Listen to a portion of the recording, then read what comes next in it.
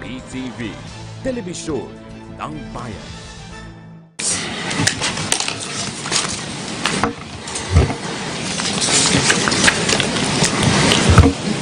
The Honorable Chairman and members of this joint committee, magandang umaga po.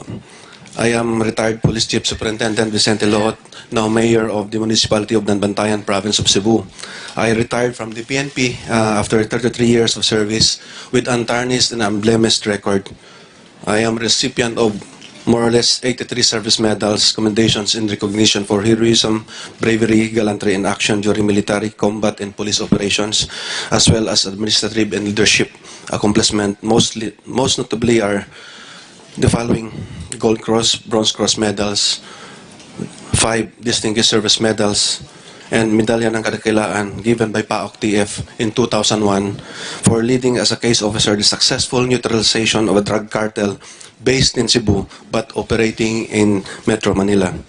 I was also awarded Most Outstanding Senior Police Officer of the Year 2009, Most Outstanding Staff Officer of the Year in PRO 7 2008. For the record, is the gentleman beside you your lawyer? Yes, sir.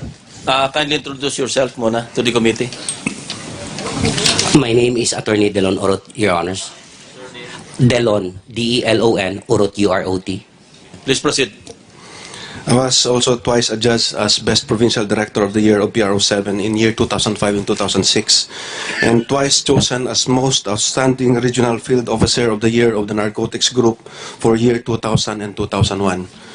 With reputation built in 33 years, ruined and credibility stained, my name was dragged into this drug controversy by an alleged validated intelligence report linking me as protector of Kerwin Espinosa.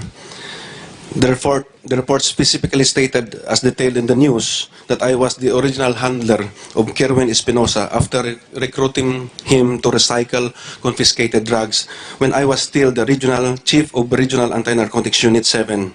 For the record, I was the chief of the NAR group Rano 7 starting July 2000 until 2002, when I joined the Philippine Center for Transnational Crime based in Kamkrami. In his testimony, Kerwin stated that he started selling drugs in 2004, 2 years after I left Rano 7. It is very clear now that the intel report is not really that intelligent, basically untrue and most likely fabricated by people whose shoes I may have stepped upon and whose report has been capitalized by our political enemies and whose influence have reached the office of the president. The intel report further stated that I visited Kerwin Espinosa in detention cell sometime March 2015. Hence, no charges was filed against him. This allegation defies logic, as sometime June 2013, when my name was floated by Mayor Erap as his personal choice to become District Director of MPD, a barrage of fictitious complaints through text messages and letters reached the PNP and President Noy, linking me to protecting Kerwin Espinosa. So why should I visit him when I am already being investigated for protecting him? A ranking police official visiting a high-profile drug personality in a secured government installation with guards, logbooks, and CCTVs will never escape public consciousness and scrutiny. Though the fictitious complaints were eventually dismissed, as a consequence, I did not get the MPD command position. Now, from what Kerwin has bared before this hallowed chamber, his statement has effectively established the following: that we don't know each other ever since. He has no personal transactions either by phone or in person. That no jail visit had ever happened in 2015. Number 3, that from the very beginning, the intel report that was fed to the president, which was made as the basis of my name being dragged, is in fact baseless and fabricated. That the alleged conduit between Kerwin and I, a certain Police Chief Inspector Leo Laraga, is not known to me. I don't remember knowing him personally, or was he ever assigned under me in my previous unit assignments.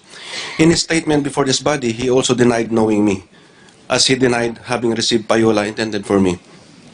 Si Kerwin at si Police Chief Inspector Laraga ay parehong hindi ko kilala. Kung nagsasabi sila ng totoo, klaro na may nakinabang ang binigyan ng pera matapos gamitin po ang pangalan ko. Clearly again, I was a victim here of name dropping or influence peddling, a practice done by subordinates which is very common in the PNP. Kung ikaw ay commander, lalo na ng isang operating unit, may kredibilidad at mabait at madaling maibenta yung pangalan mo at mapagkitaan ng mga influence peddlers. Kung basihan natin ang hierarchy of payola ni Kerwin na nagdepende sa ranggo ang laki ng ibinibigay weekly, klaro na may low-ranking police officer or non-commissioned officer na gumamit ng pangalan ko para lumaki ang take niya weekly. He is just careful enough to demand an amount that will not require Kerwin to double-check. Otherwise, had he asked for 1 million or 3 million monthly, Kerwin would have demanded for confirmation from me either by phone or in person. Hindi ko po alam kung ano ang assignment at kailan yon o anong taon nagigil si Police Superintendent Matira na hulihin si Kerwin, pero hindi niya nagawa dahil pinigilan daw namin ni Police Chief Superintendent Acer Dolina. Pero ang pagkakaalam ko po, pag alis ko po sa PRO8 noong December 26, 2012, nakakulong na si Kerwin sa Ormoc City Jail. At nakulong si Kerwin sa bisa ng warrant of arrest na galing sa Cebu pagkatapos na ibigay ko sa mga operatives ang information na may warrant siya sa Cebu. This statement therefore is obviously perjurious and a cover-up of Police Superintendent Matira's inefficiency. Isang palusot lamang para ipahid sa iba at mapagtakpan ang kanyang kakulangan sa pagganap niya sa kanyang trabaho. My assignment in the last 7 years of my career has been purely administrative in nature and culminated with my 2.5 years stint as director of the PNP Training Service until I retired in July 2015. My responsibility then was focused on ensuring competency of PNP personnel while performing their duties. I don't have the command and the mandate to discharge functions to conduct anti-criminality and anti-drug or anti-criminality campaign. Protection by a police officer to any criminals require position and command and control over the unit or personnel involved in such anti-criminality operations. In my case, I have none of the above. Logically, I cannot offer what I don't have. I only have the rank, the credibility, and the amiable and approachable personality that scalawags and unscrupulous people can use to peddle for their own vested interest. Your Honors, the past 5 months has been harrowing and painful to me and my family after having been subjected to trial by publicity. If you please allow me to also address the statements that tag my person as someone involved in drug trade wherever I was assigned, particularly in regions 1, 2, 3, and 4. With all due respect, I could not be in any way involved in illicit operations in those regions since I was never assigned to such areas of jurisdiction any period of time, except in a short stint of 6 months right after graduation in the academy from June 1982 to December 1982. From my graduation in 1982, I was never position that I could use or take advantage to cuddle or protect drug operations until my assignment with the Regional Anti-Narcotics Unit 7 based in Cebu City in 2000 to July 2002.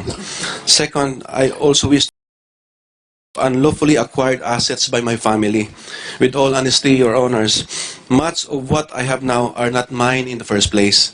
When I married my wife in 1991, she was already a millionaire, so to speak, while I had practically nothing. By operation of law, her properties, which she acquired during her single days before our marriage, became part of the absolute community, a property regime that practically makes her property mine too. My only investment in the said union is my family name that I gave her. Pertinent government records support this claim. With industry and perseverance, my wife was able to grow her net worth, acquire new assets, and expand her business that when she joined politics as vice mayor in 1992, 1 year after our marriage, she already has net worth of more than 82 million, all of which are as a cop. She went her way up through her honest conduct of entrepreneurship. From the start, we have been forthright in liabilities, cognizant that in the future, ill-willed personalities would assail the legality of our acquisitions. True enough, there have been questions in the past political enemies regarding the legitimacy of our community property. Lifestyle check has been done by the NBI, but same were dismissed by no less than the Office of the Ombudsman in a joint resolution dated 22 May 2014, a copy of which to include other pertinent documents related to all her paraphernalia and community properties has been submitted to the investigating body that conduct lifestyle investigation on us. Third, the report that I had been storing tons of cash at my basement is a tall tale and untrue. Not even the richest man on earth will do this. Our needs for rent at Mandaue City and Bantayan have no basements. Certainly, it is just figment of imagination. Organized social media trollers and buzzers of our political enemies using fake accounts. Unfortunately, it reached the office of the President. As a politician, our house is open to our supporters and even to members of the media who frequently visit us. And lastly, the much publicized Isla de Gato with malicious insinuation that it has Shabu Laboratory because all of its caves and tunnel is not ours. The solid rock 2,000 square meter more or less island is owned by the government and was in fact declared by the municipal government as Fish Sanctuary even before my wife became the vice mayor in 1992. It was later declared as marine protected area because it is a natural habitat to endangered species and sea snakes and other marine species from the island, but it is open for scuba diving for a diver. Baba, Vic. One paragraph na lang, 1 sir. minute? One paragraph, yes, sir. Yung bilisan mo. The island indeed has caves and tunnels, but they are all underwater and actually home to sleeping sharks and variety of marine species. I am advertising our place, sir. Pwede mo nang i-submit na lang. Anyway, Yes, sir. yung gist nung statement mo, pumasok na nasabi mo na Yes, sir. Last paragraph, sir, if I Okay, may. sige. Without a doubt, sir, issues were invented and eventually magnified simply because my wife is rich even before we met, became an independent politician, and later became in opposition in the 4th District of Cebu, who showed loyalty to Congressman Benhur Salimbangon and the then Governor and go wherever they go and bite the bullet for them. Without a doubt, the severe allegations hurled against me have taken a toll on my family, on the business credibility that my wife has established with banks, and on my reputation. My explanation today cannot guarantee my vindication already been done, but somehow the opportunity given me by this honorable committee will provide me with a starting ground from where I can slowly start picking up the pieces. To this, I offer my heartfelt thanks and appreciation to this Senate committee. God bless you always.